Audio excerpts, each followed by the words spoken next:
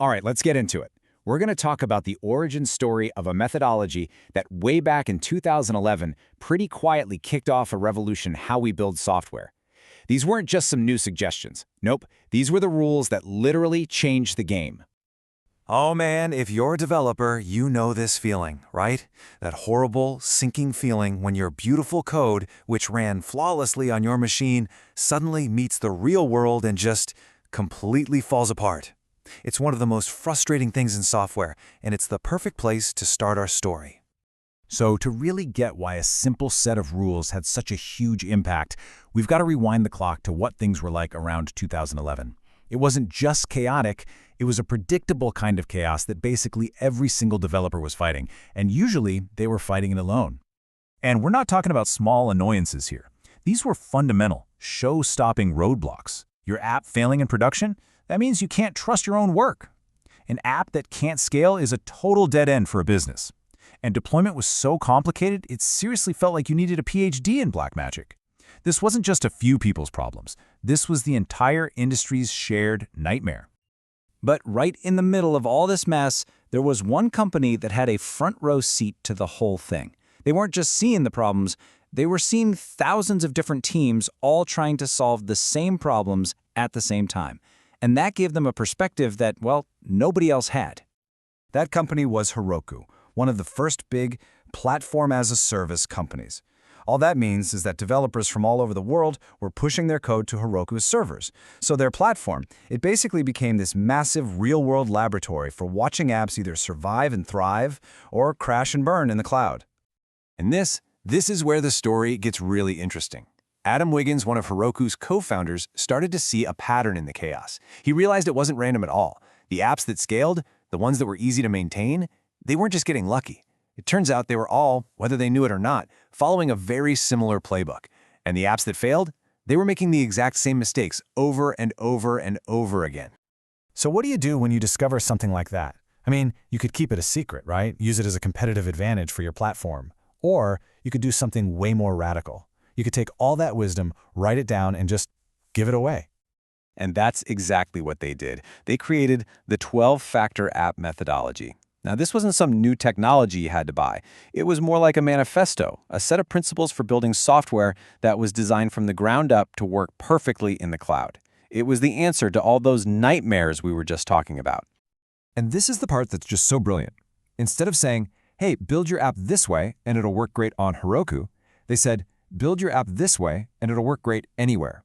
It was this incredibly powerful move that put educating the entire industry ahead of just locking in their own customers. Okay, so what were these revolutionary rules? Let's look at just a few of them, because they do a fantastic job of showing the massive shift in thinking that they really created.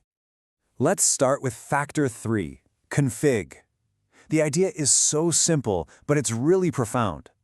Anything that changes between deployments, like database passwords or API keys, should never be written directly into your code. Nope. They belong in the environment the app is running in, totally separate from the codebase. I mean, just look at the difference here.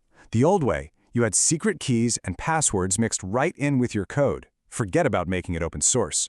And you had to make a totally separate build for testing, staging, and production. But the 12-factor way creates this beautiful, clean separation.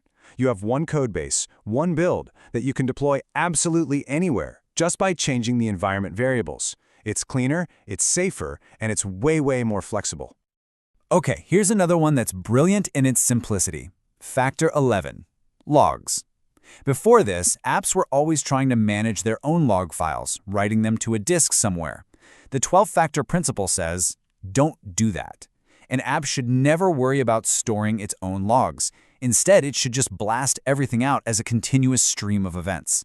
Then some other service can capture that stream, store it, and analyze it. This totally decouples your app from the logging system, which makes it way more robust. And this might be the most important one of all, statelessness.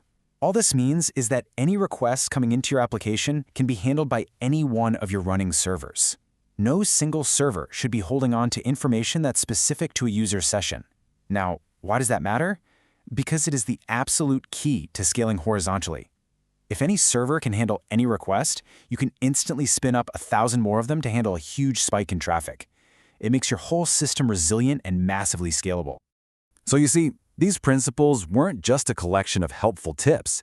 They were a complete reimagining of how modern software was supposed to be built, and their impact, well, it created the very foundation for the tools and platforms that we all take for granted today.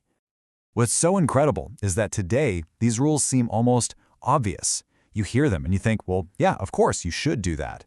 But back then, this was a radical change from the giant monolithic apps most people were building.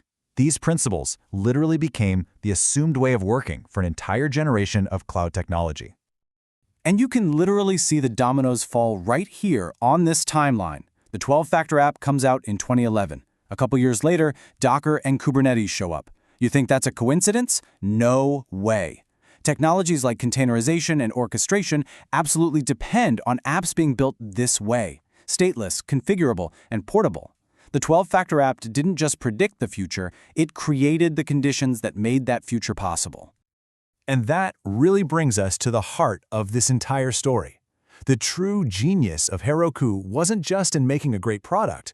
It was an understanding that to make their product a massive success, they first had to teach their customers, and really the whole industry, a better way to work. They solved their own business problem by solving everyone else's development problems first. And that just leaves us with this one powerful idea.